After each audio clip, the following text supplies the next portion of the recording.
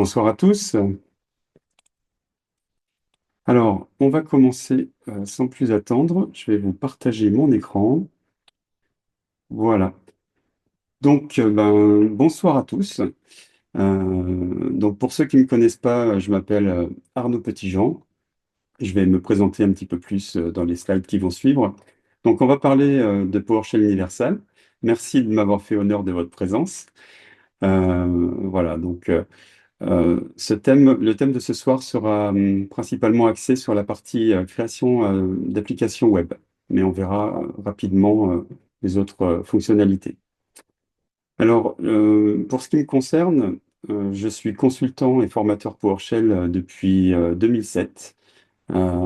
Voilà, PowerShell existe depuis 2006 et j'ai commencé avec la version bêta de PowerShell qui s'appelait Monad à l'époque en 2006.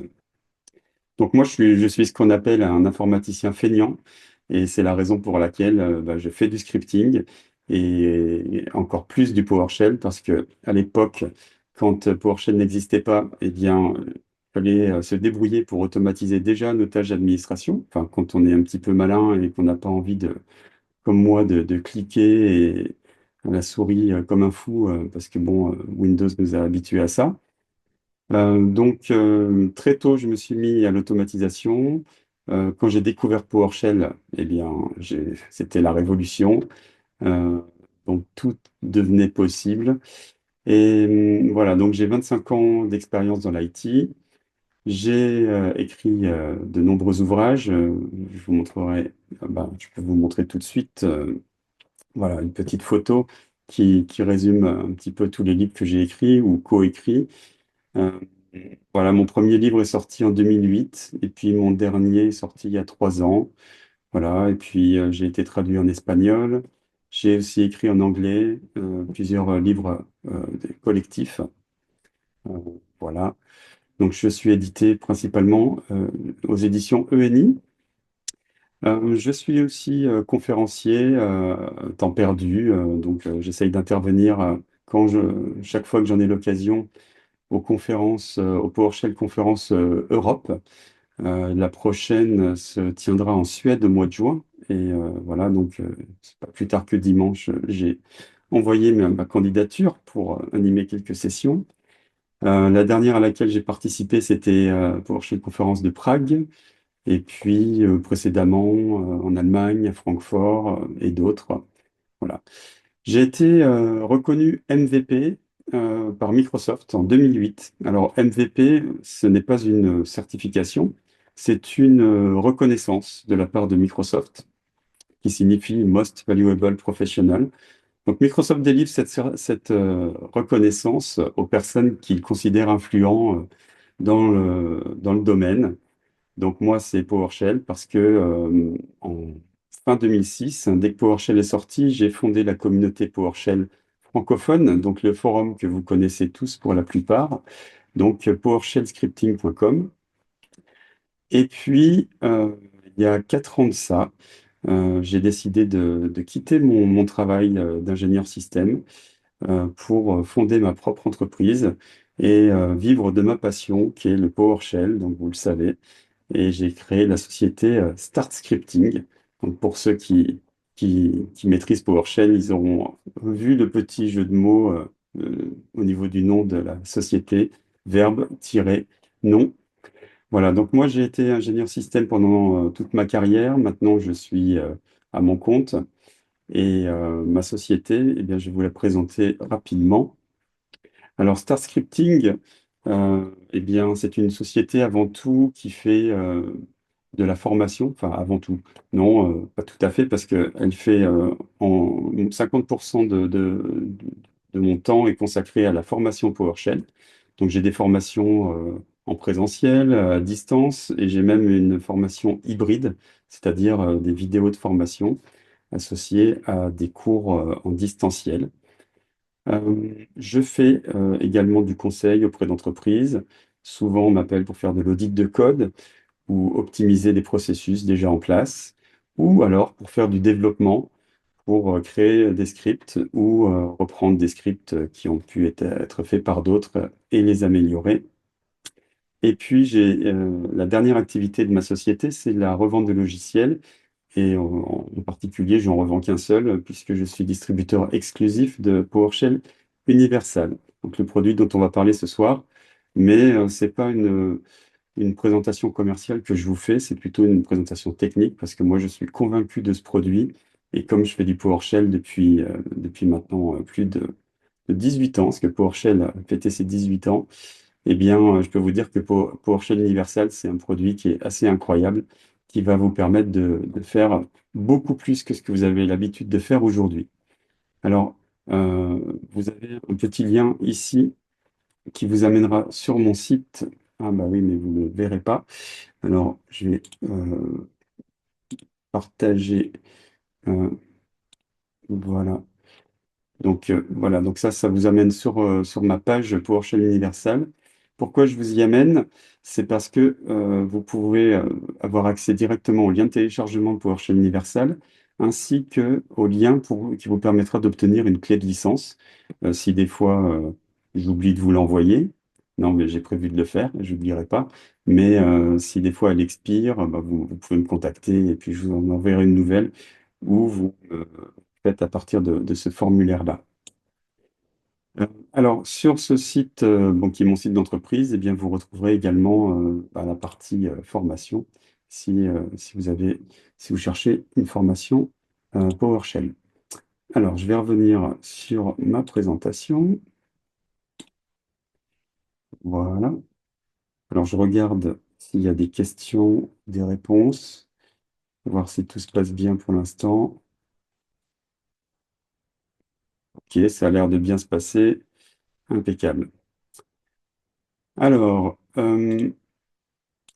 oui, alors bon, quand même, il faut que je vous parle rapidement de mes formations. Donc, j'ai des formations pour tous les niveaux. Formation des fondamentaux, une formation de 5 jours que je fais souvent, où je pars de zéro. Et, euh, et à la fin, les stagiaires savent vraiment faire du PowerShell et scripter. J'ai une formation perfectionnement et DevOps, 4 à 5 jours pour des gens qui ont déjà une bonne connaissance de PowerShell, mais qui veulent aller beaucoup plus loin et maîtriser les outils DevOps que sont Pester, JEA, DSC et plein d'autres. J'ai une nouvelle formation sur la partie gestion de la sécurité, PowerShell pour la Blue Team, c'est-à-dire comment sécuriser PowerShell en environnement d'entreprise, parce que PowerShell, c'est tellement un outil puissant que malheureusement, les hackers s'en servent. Ils auraient tort de s'en priver. Et donc, avec cette formation, j'explique comment mettre en place tous les mécanismes qui vous permettront d'éviter des déplacements latéraux dans votre entreprise et puis d'éviter des malwares, des crypto-lockers, connaître les techniques justement qui sont utilisées par les hackers et puis mettre en place tous les mécanismes qui permettront de détecter et de bloquer le plus possible les tentatives de détournement de PowerShell. Ma toute dernière formation en date, c'est la formation codée en PowerShell grâce à l'IA, PowerShell sous stéroïdes. Alors 21 heures, c'est une erreur. C'est une formation d'une journée, donc de 7 heures. Donc je viens juste de la mettre, je viens juste de la créer. Vous trouverez le programme sur mon site et j'ai hâte de la faire parce qu'elle est absolument géniale. Donc je vous explique comment devenir beaucoup plus productif et faire des scripts de malade avec, enfin, grâce à l'IA. Et j'ai été bluffé moi-même en créant cette formation. Et puis, bien sûr, j'ai deux formations sur PowerShell Universal, une formation de 2 jours sur la prise en main et une formation de 3 jours complémentaires pour vous apprendre les techniques les plus avancées pour faire des applications web, euh, des API ou toutes sortes de choses, mais de manière professionnelle. Alors, eh bien maintenant, je vous propose d'entrer dans le vif du sujet. Donc, je ne vais pas vous passer que des slides, mais je vais quand même vous présenter un petit peu le sujet de PowerShell en quelques slides et ensuite, j'utiliserai le temps qui nous reste pour faire de la démo. Alors, petit tour d'horizon du produit. Donc, PowerShell Universal s'appelait au tout début PowerShell Universal Dashboard. Euh, Ça a été renommé parce que c'était trop réducteur, puisque PowerShell Universal permet de faire beaucoup plus que des tableaux de bord. Donc les tableaux de bord, c'est des sites web qui affichent des données avec des barres graphes, des camemberts, des courbes, tout ce qui fait plaisir à nos managers. Voilà, donc PowerShell Universal, c'est très bien faire tout ça, mais ça va bien au-delà. PowerShell Universal est capable de faire des vraies applications web, euh, mais aussi des sites web, mais vraiment des vraies applications web d'entreprise. Vous allez pouvoir également créer des API REST avec PowerShell Universal. Les API REST, effectivement, ça peut sembler un petit peu borderline, mais c'est vraiment quand on va plus loin et qu'on veut offrir des services à d'autres équipes, par exemple des équipes Linux, eh bien, elles pourraient aller chercher des informations dans l'AD à travers des API REST qu'on pourrait leur exposer. Voilà, donc les API REST, ça sert à exposer des services à travers des requêtes HTTP et HTTPS. Et enfin, la dernière fonctionnalité, et non des moindres de PowerShell Universal, c'est la partie orchestration et planification de tâches. Voilà, alors, on n'en parlera pas beaucoup aujourd'hui. Je ferai une session plus détaillée sur vraiment cette partie-là parce qu'il y aurait beaucoup à dire. Alors, PowerShell Universal, ça a été créé par une personne qui s'appelle Adam Driscoll. Donc, Adam Driscoll a fondé la société Ironman Software, où il est éditeur de ce produit-là, mais aussi des PowerShell Tools, qui sont maintenant des produits complémentaires à PowerShell et qui sont open source. Donc, ils étaient payants, maintenant ils sont devenus open source. Donc, Adam Driscoll est un MVP américain. Je le connais très bien puisqu'on s'est rencontrés il y a de nombreuses années à l'occasion de mes voyages chez Microsoft en tant que MVP, la conférence annuelle des MVP. Alors, PowerShell Universal, c'est un produit commercial, mais vous avez également une version gratuite de PowerShell Universal qui est à l'usage plutôt de particuliers qui veulent faire des petites applications web sans avoir à payer justement les fonctionnalités d'authentification avancée, d'authentification intégrée Active Directory ou par token. Euh, voilà. Donc, vous verrez sur la page de vente du produit, il y a plusieurs licences qui sont disponibles. Vous avez également une licence par serveur et une licence euh, où le nombre de serveurs est illimité. Donc, c'est l'édition entreprise. Alors, je me rends compte que je suis tellement mauvais commercial que j'ai même pas fait de slide sur les différents modes de licensing, tellement moi, je suis quelqu'un de technique qui se focus vraiment sur les caractéristiques du produit. Alors, PowerShell Universal est aujourd'hui en version 5.1 et la première version est sortie en 2017, donc ça fait déjà 8 ans. Donc c'est un produit qui est aujourd'hui mature et qui évolue toujours à un rythme très soutenu. Adam Driscoll et son équipe, parce que voilà, Adam euh, a créé Ironman Software et maintenant ils sont une dizaine à travailler tous les jours sur ce produit. Alors, qu'y a-t-il sous le capot de PowerShell Universal? Eh bien, on a plusieurs briques technologiques. Alors, bien sûr, comme ça s'appuie sur PowerShell, eh bien, on va trouver .NET et .NET Core, parce que PowerShell a bien sûr cette dépendance avec .NET. Mais aussi, on va trouver d'autres dépendances, comme celle avec Node.js, Material Design, et puis divers composants JavaScript, comme React, Chart.js et d'autres. Voilà. Donc, grâce à tous ces composants, eh bien, toute la complexité de création d'une application web va nous être complètement masquée. Et nous, avec nos compétences de scripteur PowerShell, on va pouvoir aller beaucoup plus loin. On va pouvoir offrir à nos utilisateurs des vraies interfaces web et non plus des Windows Forms ou des formulaires WPF pour ceux qui en proposent à leurs utilisateurs. Alors, PowerShell Universal dispose de beaucoup de contrôles graphiques. On en verra quelques-uns. Donc, vous allez pouvoir faire des histogrammes, vous allez pouvoir faire des courbes, des donuts, des camemberts, des moniteurs temps réel, des tableaux, vraiment plein de choses. C'est extrêmement riche. Et puis, bien sûr, tous les contrôles vous allez utiliser dans PowerShell Universal sont hautement personnalisables. C'est-à-dire que si vous connaissez un petit peu le CSS, eh bien, vous allez pouvoir aller encore un cran plus loin pour rendre vos applications web beaucoup plus belle et faire la différence. Et vous verrez que déjà nativement, c'est déjà très chouette ce qu'on peut faire. Alors ici, je vous montre que l'on peut faire facilement voilà, des formulaires comme celui que vous avez sous les yeux, c'est-à-dire des zones de texte, des boutons, enfin des boutons radio, des zones de saisie de mots de passe, etc., des cases à cocher. Voilà, donc tout ça, c'est déjà prévu dans l'outil. Et le formulaire que vous voyez là, sous vos yeux, ça fait pas plus qu'une dizaine de lignes de code. Voilà, donc c'est ça qui est fantastique, c'est que on va juste faire nous on va juste coder en PowerShell. On va devoir apprendre quand même quelques nouvelles commandes PowerShell. Et puis une fois qu'on les connaîtra, bien on pourra faire des applications qui seront super sympathiques. Euh, PowerShell Universal permet de nombreuses mises en page possibles, et notamment parce qu'il s'appuie sur React. Et React marche de concert avec une technologie qui s'appelle Material Design.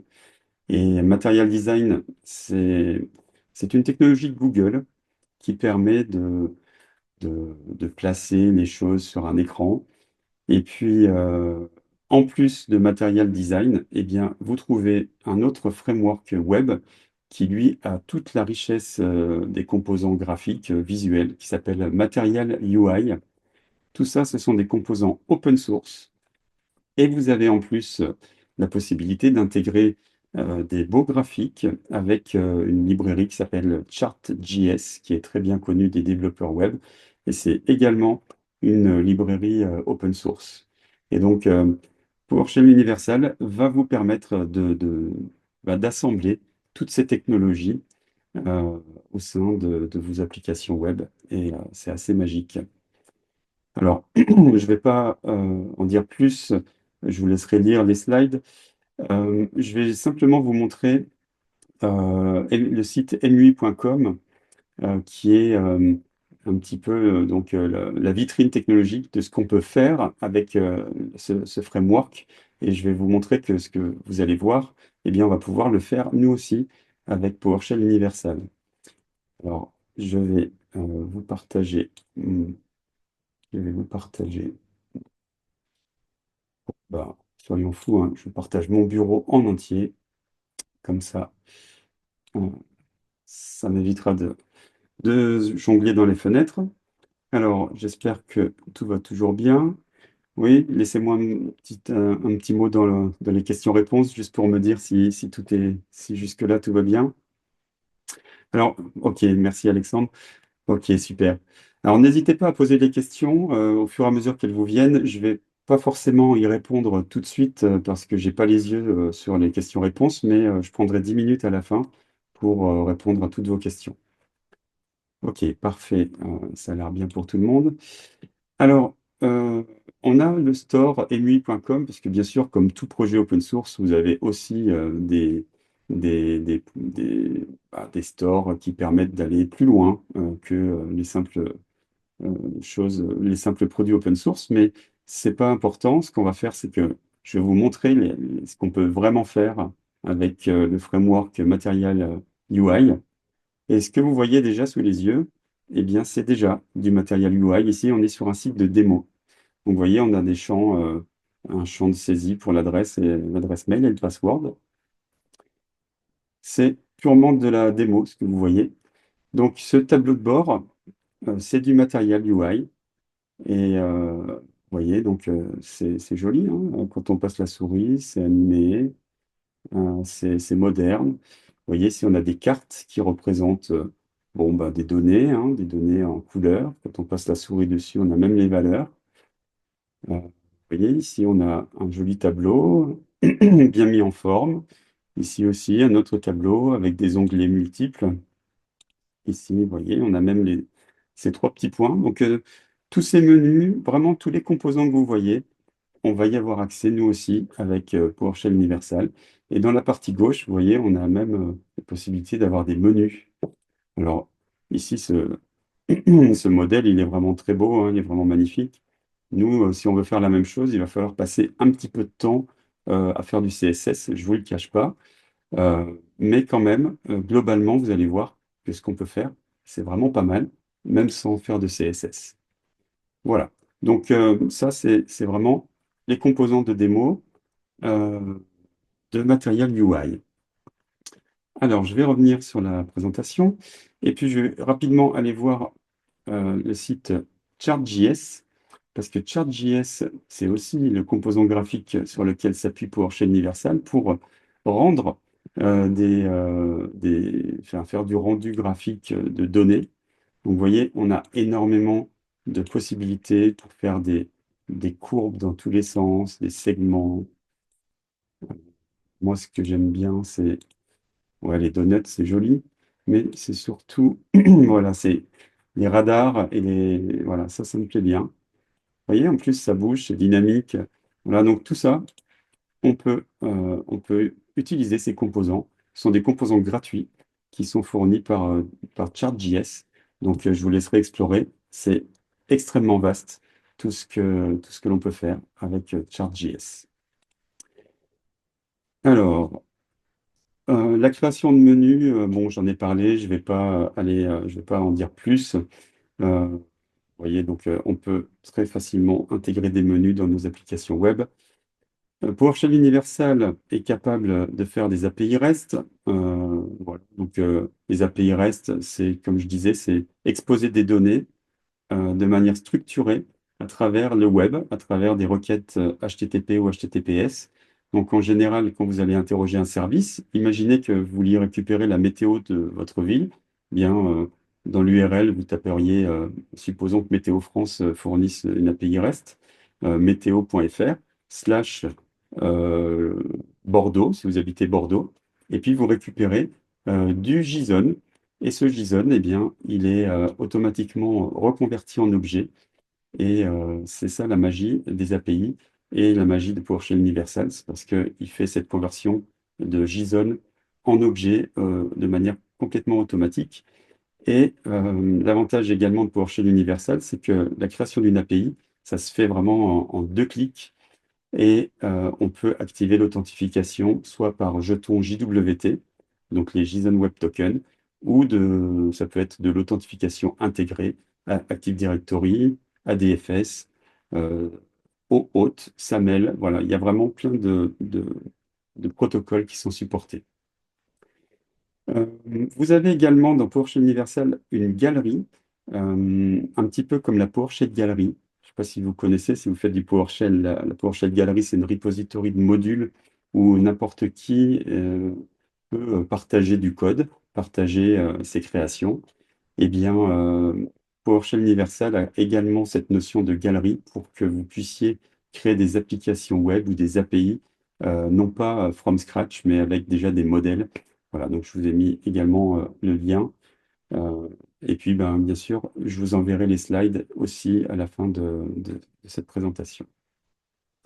Voilà, donc il me reste 20 minutes pour la démo. Bon, je pense que ce sera pas mal.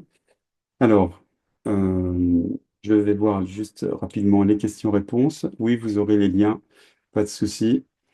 Euh, ok, tout est clair. Si tout est clair, c'est parfait. Encore une fois, n'hésitez pas à poser vos questions tout de suite. Comme ça me fera gagner du temps à la fin quand j'irai les voir. Alors, on va maintenant aller se connecter en remote desktop parce que j'ai un serveur dans le cloud. Euh, voilà. Eh bien. Donc j'ai essayé d'augmenter la taille de la police parce que, enfin pas de la police, mais de la résolution d'écran pour que ce soit pas trop petit sur vos écrans. Voilà. Alors dites-moi si au niveau de l'affichage c'est bien, c'est pas trop petit. Euh, bon, pour l'instant, il n'y a pas beaucoup d'informations à l'écran. Ok. Bon, ça, personne n'a l'air de se plaindre. Ok, merci Guillaume. Parfait. Très bien. Alors, je suis sur un poste de travail Windows 11 et puis j'ai installé une instance PowerShell Universal sur un serveur qui s'appelle, bon, c'est un serveur Windows Server 2022, euh, tout à fait standard. J'ai juste téléchargé le paquet MSI Donc, enfin, je vous ai pas montré où le trouver, mais je vous ai indiqué le lien. Donc, le package d'installation fait une petite centaine de mégas. Vous faites votre administrateur click next, comme dirait Jeffrey Snover, le créateur de PowerShell, c'est-à-dire vous faites suivant, suivant, terminé, et vous avez une instance PowerShell universelle qui fonctionne. Donc, je l'ai installé sur mon serveur. Là, je suis sur un poste client. Donc, euh, faire, je vais aller chercher donc mon serveur PowerShell universel. Alors, il s'installe par défaut sur le port 5000. Voilà, c'est la raison pour laquelle j'ai mis 2.5000 après le nom de mon serveur. Vous voyez, mon serveur s'appelle WS 2022-1 2.5000 pour y avoir accès. Ah, eh bien, euh, j'ai pas, j'ai l'impression que l'effet démo, les dieux de la démo sont pas avec moi ce soir. Euh, Qu'est-ce qui se passe? Pourquoi mon serveur n'est pas joignable? Alors, pas de panique. Euh, donc là, bon, bah, je suis sur mon serveur. Donc j'ai un service qui s'appelle PowerShell Universal. Bon, il est à l'état running. Tout a l'air bien. Euh, alors, je vais voir si en local il marche. WS 2022-1, des points. Ah bah non, bah, j'aurais pu mettre localhost. Oui, HTTPS, il n'est pas content. Normal. Ah, bon, alors, bon, ben, c'est l'effet démo du live, hein. Donc, bon, ben, je vais arrêter le service et le redémarrer. C'est jamais, hein, c'est toujours dans le doute, reboot, comme on dit, mais bon, on va quand même pas aller jusqu'à rebooter le serveur. Alors,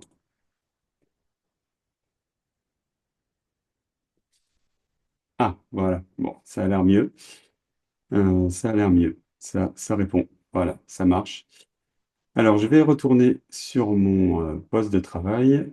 Donc, parce que là, je suis sur le serveur. J'aime pas trop travailler sur un serveur. Donc, je reprends. Je me connecte sur mon serveur. Voilà, donc c'est pas sécurisé parce que j'ai pas installé de certificat. Euh, alors, la première fois que vous allez vous connecter, PowerShell Universal vous demandera de créer un compte admin et un mot de passe. Donc, moi, je l'ai déjà créé pour gagner du temps. Voilà. Donc là, c'est une authentification login mot de passe classique, mais en entreprise, on active l'authentification intégrée Active Directory, c'est quand même beaucoup plus sûr que l'authentification login mot de passe. Alors, la page d'accueil, eh bien, c'est celle-là. Vous arrivez sur une page de type tableau de bord. Donc, vous avez les jobs qui ont été exécutés. Bon, ben, sur mon instance, elle est quasiment vierge, donc j'ai pas de job. Donc, si j'avais des traitements, eh bien, on saurait le nombre qui se sont exécutés avec succès, qui se sont arrêtés, qui ont échoué, etc. Sessions, bah, ce sont les sessions web hein, des clients ou des API. Les ressources, c'est le nombre de ressources qui sont créées sur PowerShell Universal. Donc là, j'en ai quatre, ce sont des applications parce que je n'ai pas d'API REST, donc sinon ça apparaîtrait ici. Des jobs planifiés, ça apparaîtrait ici aussi en tant que ressources.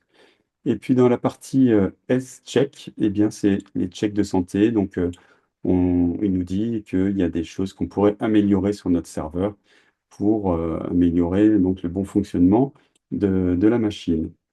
Et puis, on a la partie ben, notification et puis information supplémentaire. Bon, c'est pas très important pour l'instant au niveau où nous en sommes.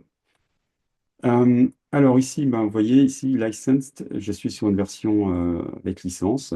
Donc vous, hein, quand vous téléchargerez le fichier de licence, vous cliquerez sur Licensed, vous ferez Create License, et puis vous copierez et vous collerez ici le contenu de la licence. Ce sera plus pratique que d'uploader un fichier, mais vous pouvez faire l'un ou l'autre. Alors, je vais prendre quelques instants pour passer en revue les différents menus et les différentes fonctionnalités de PowerShell Universal. Alors, comme je le disais, hein, les trois grosses fonctionnalités de PowerShell Universal, ce sont les API REST, les tableaux de bord web, donc euh, qui sont appelés ici les apps, tout simplement. Et puis, la partie automation, c'est la partie planification des jobs. Voilà, donc les trois premières entrées de menu sont les trois plus importantes. Et puis, on a la notion de portail, qui est une nouvelle notion qui est arrivée avec PowerShell Universal version 5. Donc, je ne vous l'ai pas dit, mais PowerShell Universal version 5 est récent. Il est sorti fin du mois d'août, hein, donc à la rentrée vraiment. Et voilà, donc il y a beaucoup de nouveautés dont cette notion de portail. Donc cette notion de portail, on ne va pas rentrer dans les détails ce soir, mais sachez que les applications web ou les scripts que vous allez créer, vous allez pouvoir les exposer à travers un portail pour les utilisateurs.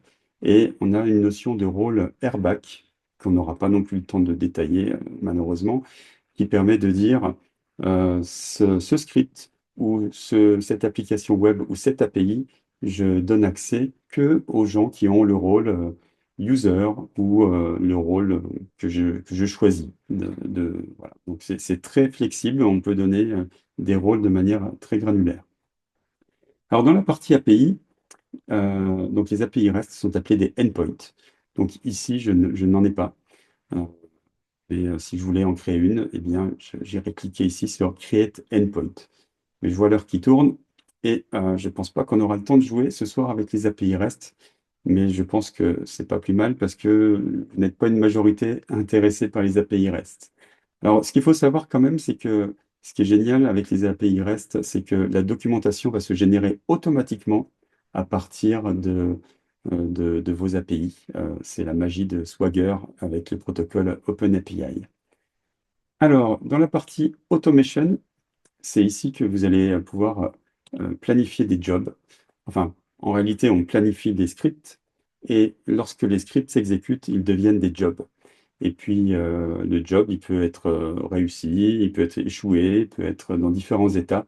Et on va pouvoir également définir des schedulers dans cette partie-là.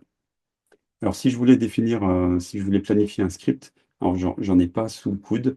On fera une session spécifique sur cette partie-là si ça vous intéresse. Vous faites Create Script, vous indiquez ici le nom du script. Euh, Ensuite, voilà, bon, une description si vous voulez. Euh, Dans la partie exécution, voilà, c'est ici les jobs concurrents. Vous pouvez définir une limite hein, parce qu'on peut en exécuter beaucoup en même temps. On peut définir avec quel credential est-ce qu'ils vont s'exécuter. Et puis, on a la notion d'environnement que l'on va retrouver un petit peu partout avec PowerShell Universal. C'est-à-dire que la notion d'environnement, ça peut être un environnement PowerShell 5 ou un environnement PowerShell 7, selon le script que vous exécutez et selon les modules que vous avez besoin d'utiliser. Certains environnements seront plus adaptés que d'autres. Voilà. Donc, c'est ici qu'on définit un script que l'on veut planifier. Et puis ensuite, on va lui affecter un schedule. Donc, dans les schedules, alors, voilà, on a des schedules qui sont beaucoup plus évolués que les tâches planifiées de Windows. On a les schedules de type cron pour ceux qui manipulent les crons, voilà, donc les crons d'Unix, donc, qui sont beaucoup plus pratiques quand même que les tâches planifiées de Windows. Et donc, c'est ici qu'on va définir ce qu'on veut exécuter, quand, et puis toujours pareil, avec quel compte, dans quel environnement. Et puis, on peut mettre un délai on peut différer l'exécution pour différentes raisons. Puis, on peut aussi rajouter des conditions par script. Voilà. Et puis, après, on peut également créer des schedules continuous, c'est-à-dire qui vont se déclencher tout le temps. Par exemple, toutes les 10 minutes, vous pourriez avoir un cron planifié. Donc, c'est ici que vous allez pouvoir le faire. Ou un schedule one-shot sur le one-time schedule. Alors, ce qui nous intéresse, ce sont les apps. Donc, ici, dans la partie apps, eh bien, c'est ici qu'on va pouvoir créer nos applications. Alors, j'en ai déjà créé quelques-unes. Mais avant de vous les montrer, je vais vous montrer qu'on a la doc ici qui est très intéressante. Si vous cliquez là, ça va nous ouvrir un onglet sur la documentation qui est intégrée dans PowerShell Universal. Et en plus d'être intégré, ce qui est intéressant, c'est que vous allez voir tous les composants de PowerShell Universal en action. Et comme ça, vous allez pouvoir avoir des exemples et vous pourrez copier-coller le code directement dans votre éditeur pour gagner du temps.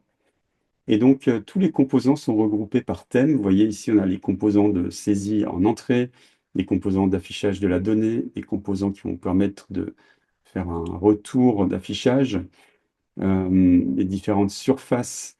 Donc, si vous voulez afficher des cartes, donc tout ce que l'on voit ici, vous voyez ici ces carrés-là, eh bien, c'est ce qu'on appelle des cards.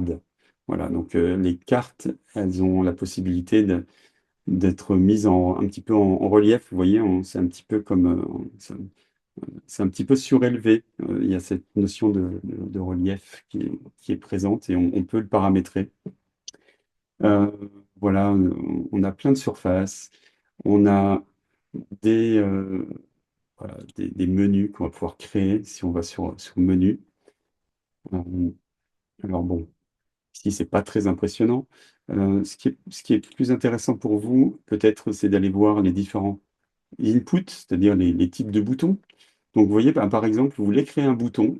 Eh bien, ici, on a trois boutons, Text, Content et Outline. Eh bien, vous avez le texte, enfin, le script qui vous est donné. Voilà, pour créer un bouton, vous faites ça, New des Button, vous dites quelle est la variante, et puis le contenu à l'intérieur, et puis vous donnez un ID à votre contrôle. Voilà, ça va toujours marcher comme ça.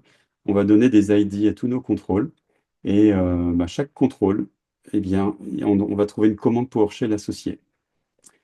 Euh, donc, vous voyez, donc on peut mettre des boutons de différentes tailles, bien sûr. On peut rajouter des icônes sur les boutons, c'est toujours sympa.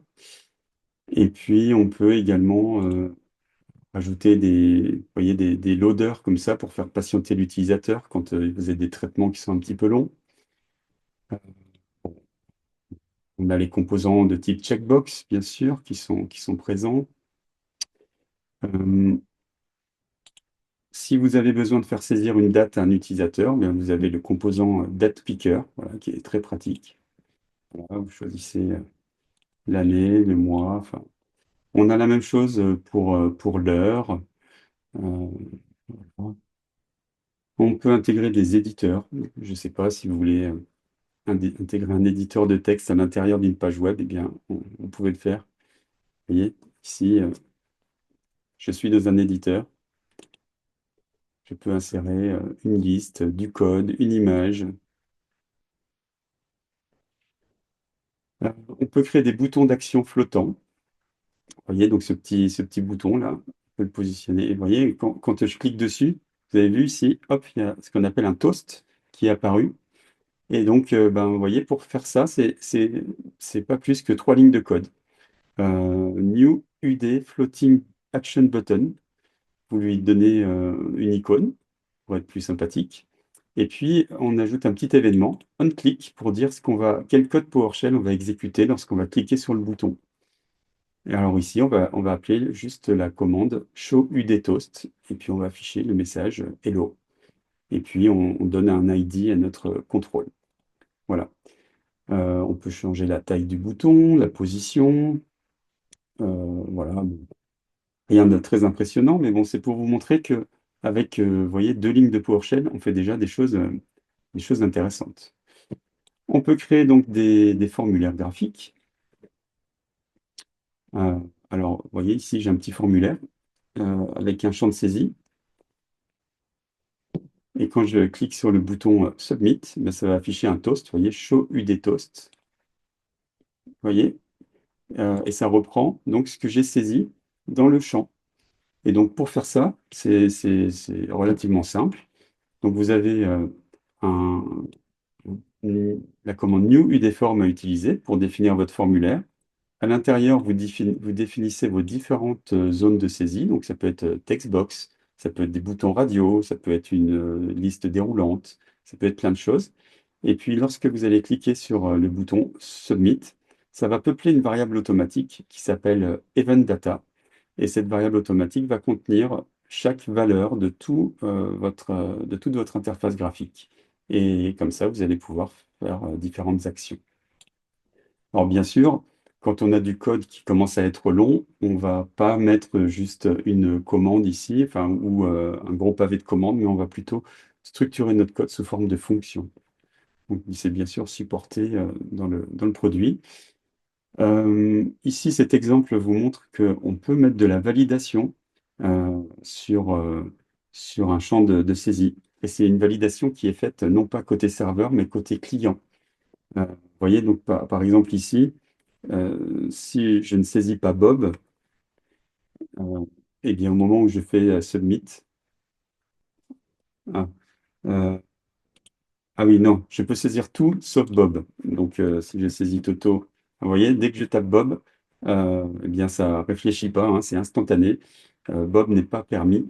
Voilà, donc tout simplement, ben, c'est du code PowerShell, mais qui va s'exécuter dans le navigateur du client. Donc, c'est étonnant, hein, mais ça marche vraiment très, très bien.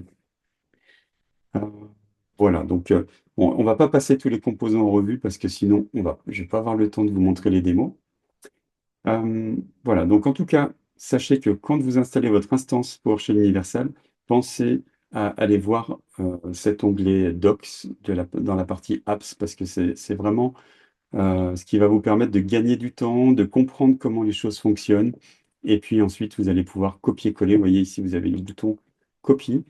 Ben, vous voyez, ce qu'on peut faire, c'est qu'on va se créer, eh bien, on va se faire tout simplement eh bien, celui-là cet exemple-là, on va se le créer nous-mêmes. Donc, je le copie et je vais vous montrer comment on crée une application dans PowerShell Universal. Alors, suivez bien, c'est très, très compliqué, hein. Vous cliquez sur Create App.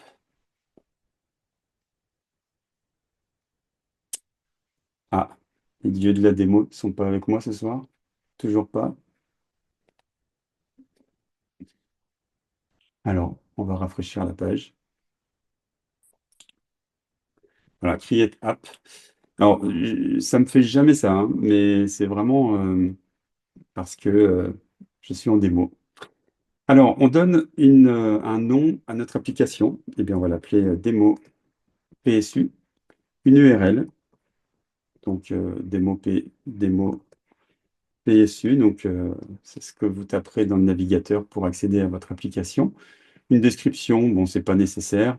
Ensuite, au niveau de l'onglet exécution, eh bien, on indique dans quel environnement vous voulez l'exécuter. Alors, on ne va pas spécifier d'environnement. Par défaut, il utilisera l'environnement intégré. C'est-à-dire ce sera du PowerShell 7 qui va s'exécuter avec des petites choses en plus, des variables propres à PowerShell Universal. Donc, ce sera un PowerShell 7 un petit peu enrichi. Et puis ici, Credential, on peut spécifier ben, avec quel compte est-ce qu'on veut exécuter cette application, parce qu'on pourrait très bien avoir des actions à faire en mode privilégié.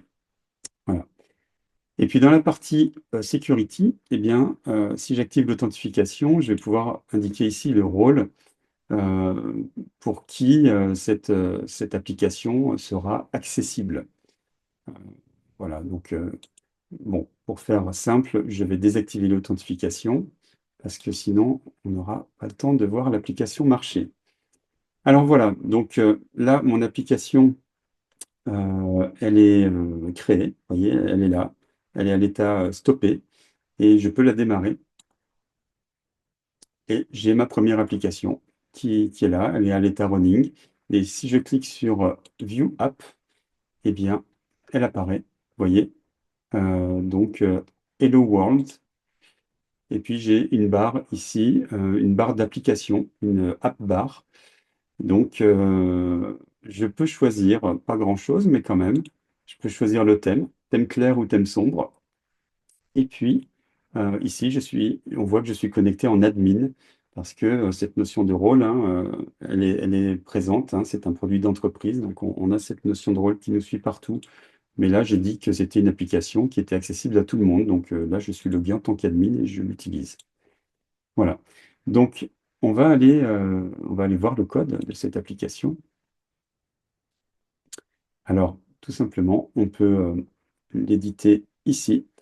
Alors, si je clique sur Edit Properties, je retombe sur ce qu'on a vu tout à l'heure au moment où je l'ai créé, cette application. Bon, j'ai deux petits onglets en plus qui sont apparus. Mais nous, on va aller dans Edit Code et voilà. Voilà le code de notre application web. Donc là, elle fait qu'une ligne de code. Alors, pour créer des applications web ou des API REST ou n'importe quoi, je peux le faire soit ici, euh, pour de la démo, c'est très bien, mais le mieux, c'est quand même d'avoir un Visual Studio Code, parce que dans Visual Studio Code, vous avez une extension PowerShell pour PowerShell Universal. Je vais vous montrer ça juste après, qui va nous permettre de coder plus efficacement au sein de VS Code plutôt qu'au sein de l'éditeur, mais je vais vous montrer que ça fonctionne. Alors, ce qu'on va faire, c'est qu'on va garder le new UD app, parce que bon, c'est nécessaire. Et puis, bah, je colle tout simplement euh, ce que j'avais dans le presse-papier. On va indenter ça, faire joli.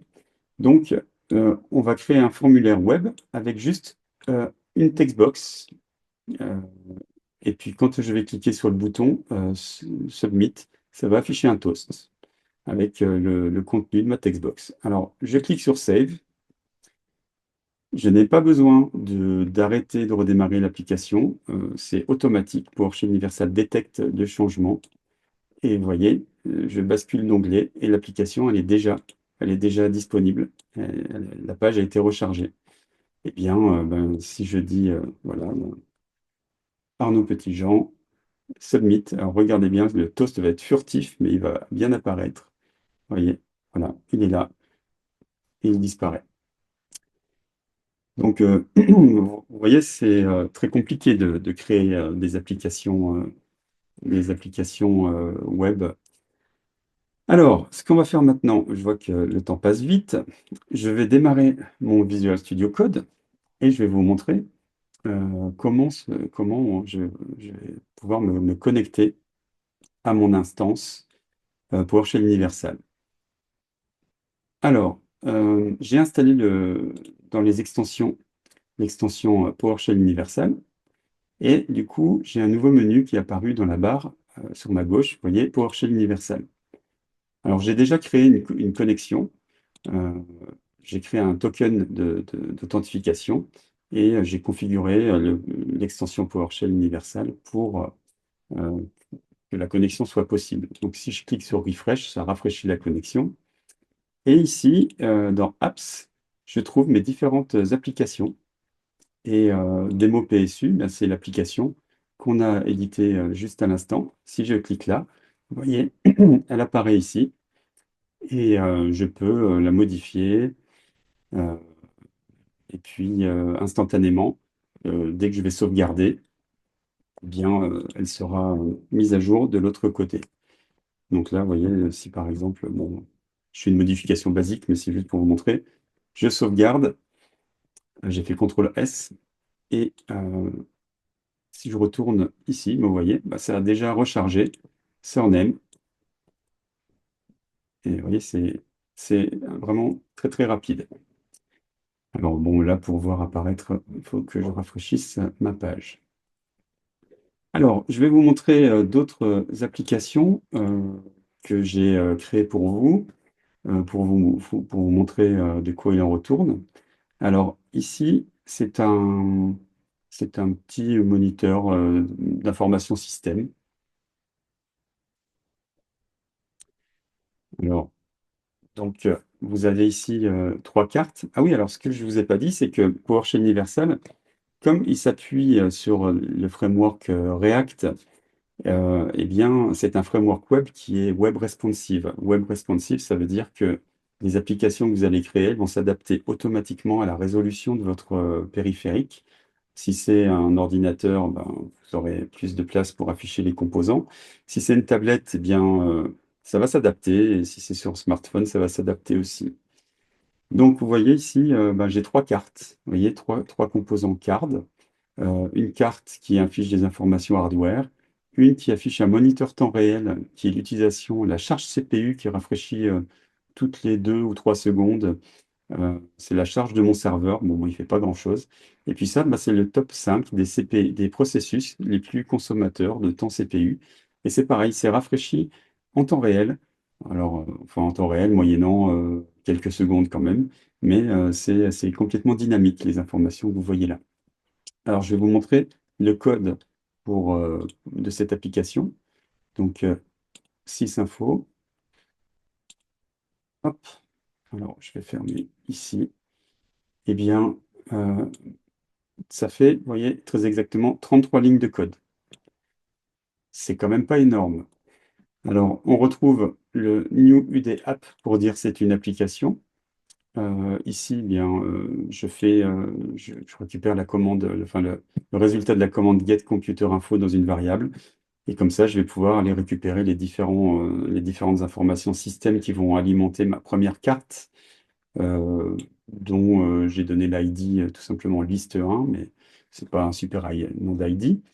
Donc, on voit que j'ai trois cartes. Une carte qui s'appelle Info Hardware, une autre qui s'appelle CPU, et puis une troisième qui s'appelle Top 5 des processus. Dans ma première carte, eh bien, j'ai un composant New UD List avec des listes items, et chaque item a une icône. Vous voyez, donc j'utilise New UD Icon pour dire bah, quelle icône est-ce qu'il utilise. Alors, pour ceux qui ont fait un petit peu de web, eh bien, Font Awesome, je ne sais pas si ça vous parle, c'est un site web qui héberge des milliers d'icônes. Eh bien, ces icônes-là font partie de PowerShell Universal, donc vous pouvez toutes les utiliser. Bon, voilà. Et dans la partie subtitle, ici, ben, j'indique ma variable ou mon objet qui contient la donnée que je veux afficher dans ma carte. La deuxième carte, ici, eh bien, je fais une requête WMI.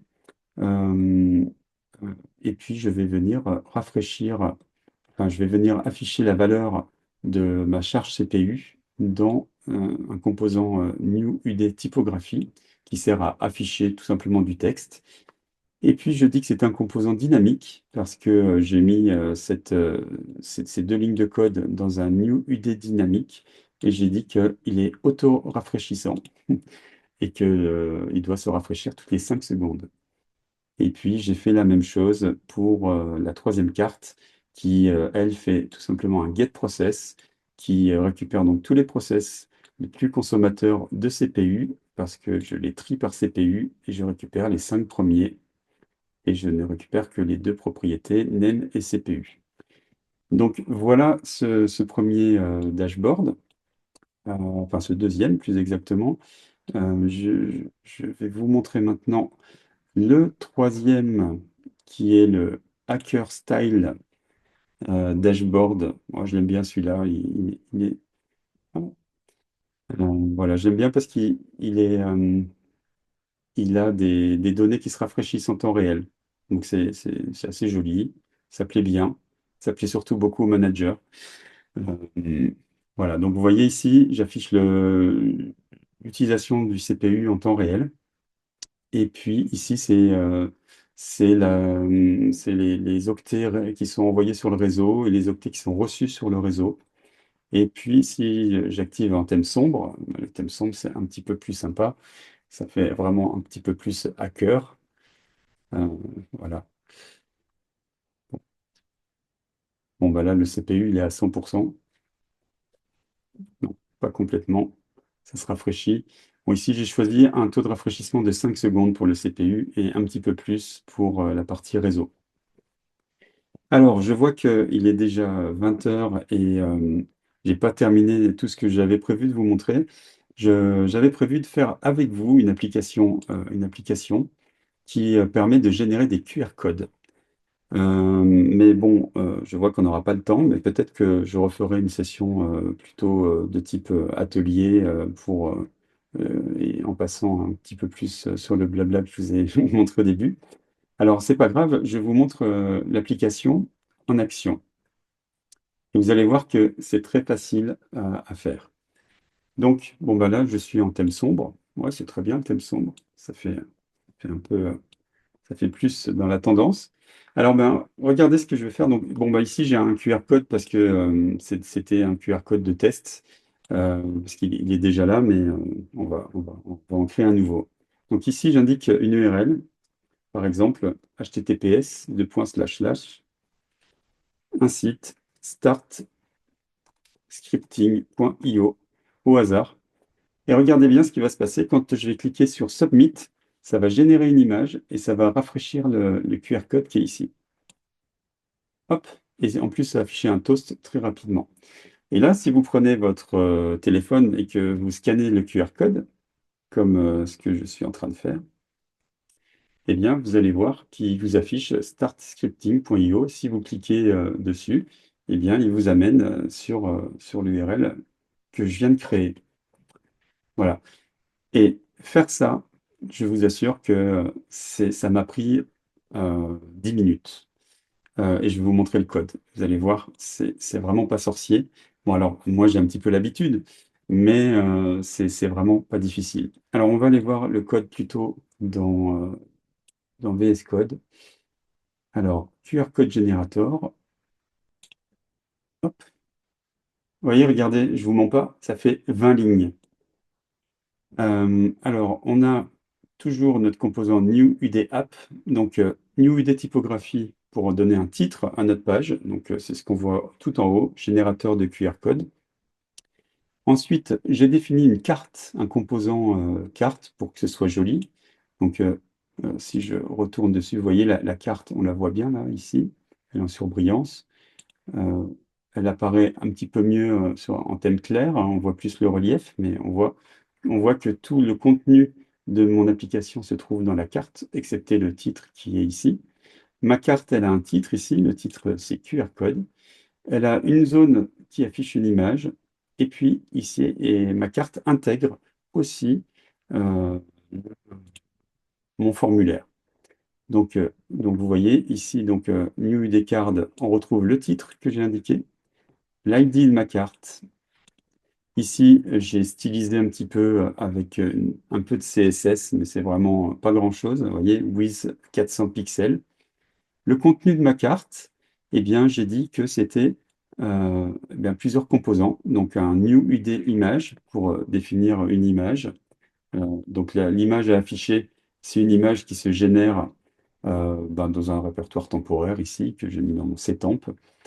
Et j'ai mis cette image dans un New UD dynamique parce que je veux rafraîchir cette zone, mais uniquement ce composant lorsque je vais cliquer sur le bouton Submit. Et ensuite, donc, en plus de mon image, j'ai mon formulaire New UD Form qui contient juste un label. Alors, j'ai la minimap qui me gêne. Voilà. Donc, le label, c'est indiquer l'URL à transformer en QR code. Et puis ici, j'ai stylisé un petit peu mon label pour donner une taille, une hauteur et puis une taille en pixels de la police. Et quand je clique sur le bouton Submit, eh bien, j'affiche un toast qui m'affiche bon, bah, tout simplement la valeur qu'il y a dans mon formulaire. Ça ne sert à rien du tout, mais bon, je le fais quand même. C'était pour la démo. Mais surtout, là où c'est intéressant, c'est que j'utilise un module PowerShell qui s'appelle QR Code Generator, que j'ai trouvé sur la PowerShell Gallery. Et eh bien, j'appelle la commande New QR Code URI et je vais récupérer l'URI qui est la valeur utile que j'ai saisie dans mon formulaire. Donc mon formulaire s'appelle form 1 textbox. Vous voyez ici l'ID, eh bien, il faut qu'il y ait cohérence entre la propriété et l'ID de votre formulaire. Donc je récupère la valeur et ensuite je génère une image dans le répertoire setemp.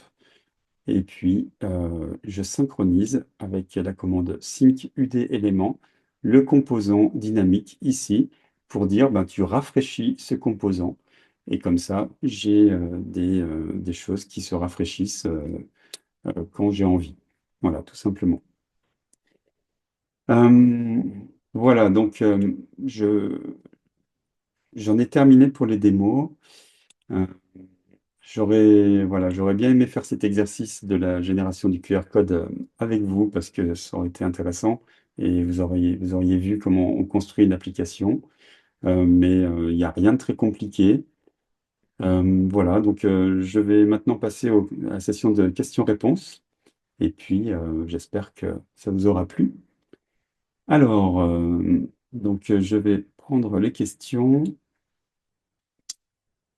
Alors, euh, donc une question de Frédéric. J'ai un profil qui contient un menu me permettant de lancer des scripts, puis je le remplace par PowerShell Universal. Alors, tu as un profil qui contient un menu. Alors, je comprends pas bien la question. C'est déjà une application. Je ne suis pas sûr de bien saisir la question. Euh, En tout cas, ce que tu pourrais faire, c'est créer une application avec un menu. Et puis, en fonction ben, de ce que fait ton application, moi, ce que je fais souvent, ça m'arrive de développer ça pour des clients, une application pour gérer des utilisateurs dans l'AD, donc un formulaire pour afficher les users, un autre pour éventuellement les supprimer, un autre pour avoir des informations sur eux. Voilà, et tout ça sous forme d'entrée de menu.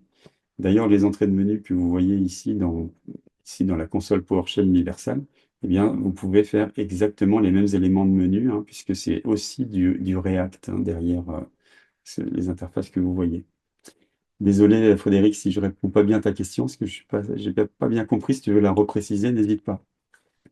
Alors, Brahim, bonjour, merci. Est-ce qu'il est correct de dire que l'on peut faire du no-code pour dégrossir et pouvoir ensuite peaufiner et adapter euh, via le code des scripts? Alors, c'est pas tout à fait du no-code. J'aurais plutôt dit du low-code, parce que effectivement, on fait du code, mais c'est bien du low-code.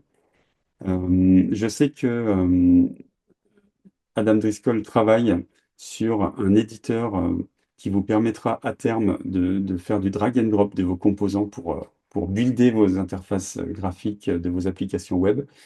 Il y avait des tentatives qui avaient été faites dans la V4, mais ça n'avait pas été bien abouti. Donc là, je sais que c'est quelque chose qui est en cours. Donc là, on sera vraiment dans du no-code, mais bon, ça sera jamais du vrai no-code, ce sera toujours du low-code quand même. Donc, scénario possible, le service ABXY veut produire un formulaire en no-code et le SI peut le rendre utilisable avec des interactions possibles. Oui, c'est tout à fait un cas d'usage de PowerShell Universal. Vous créez une application, euh, quelle qu'elle soit, pour aller gérer des utilisateurs dans l'AD, dans une application métier. Ensuite, vous activez l'authentification. Vous dites quel est le rôle qui a le droit d'utiliser cette application. Et puis, vous activez donc l'authentification. Et au moment où une personne va se présenter sur l'application, eh bien, elle devra soit s'authentifier avec l'authentification AD si c'est celle que vous avez choisie, soit une authentification par token, c'est possible aussi, ou par une authentification par login mot de passe. Voilà.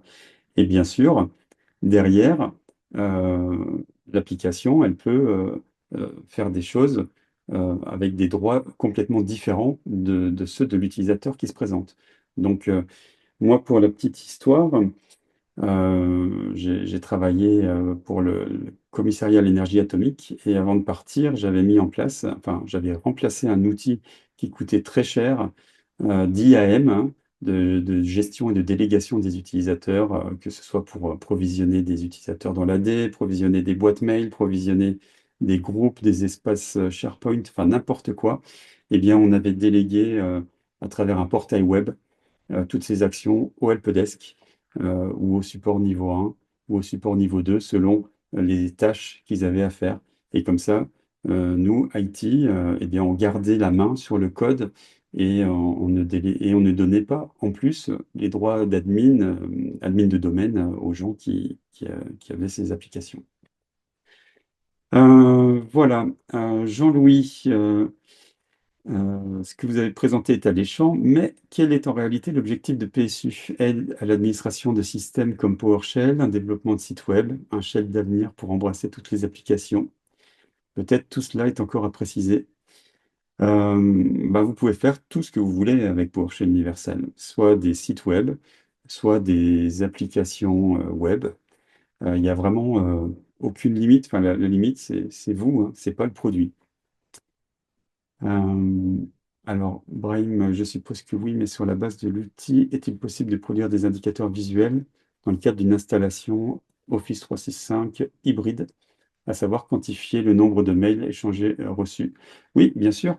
Eh bien, dans l'exemple que j'ai montré sur le dashboard de monitoring system, je rafraîchissais le compteur de CPU, hein, eh bien, ça pourrait être n'importe quel compteur. Ça pourrait être le nombre de mails envoyés aujourd'hui ou le nombre de mails dans une file d'attente.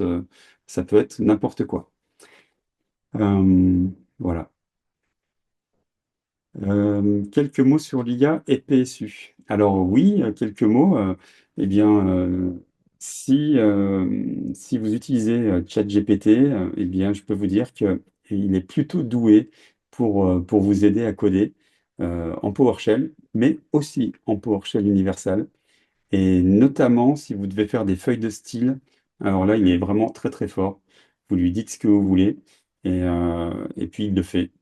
Parce que les feuilles de style CSS, bon, bah, c'est pas du PowerShell, mais c'est une autre techno que je ne maîtrise pas et que je demande souvent l'assistance de l'IA là-dessus. Mais en tout cas, pour développer des applis web ou des API REST, eh bien oui, l'IA peut vous aider et vous faire gagner du temps. Alors, Frédéric, mon menu permet de lancer des scripts qui créent un compte administrateur et toute autre action. Je peux donc créer des apps qui feraient des actions administrateurs. Oui, et tout à fait. Alors, en général, ce qu'on va plutôt faire pour ça, c'est qu'on va créer des API REST qui vont, euh, qui vont, elles, faire les actions. Et l'action, par exemple, de récupérer des attributs d'un utilisateur, ou l'action de créer un utilisateur, ou l'action de modifier un attribut sur un compte utilisateur. Et ensuite, une fois qu'on aura nos API REST, on va bâtir nos interfaces, nos applications web qui, elles, au lieu d'exécuter du code PowerShell directement, des commandes, hein, eh bien, elles iront plutôt faire des appels à l'API REST. Comme ça, on découple bien la partie affichage de la partie API. Et on fait coup double en faisant ça parce que l'avantage des API REST, c'est que eh bien, vous pouvez les appeler à partir de n'importe quel langage, n'importe quelle technologie. C'est vraiment agnostique à toute technologie, les API REST. Donc, c'est ça qui est bien.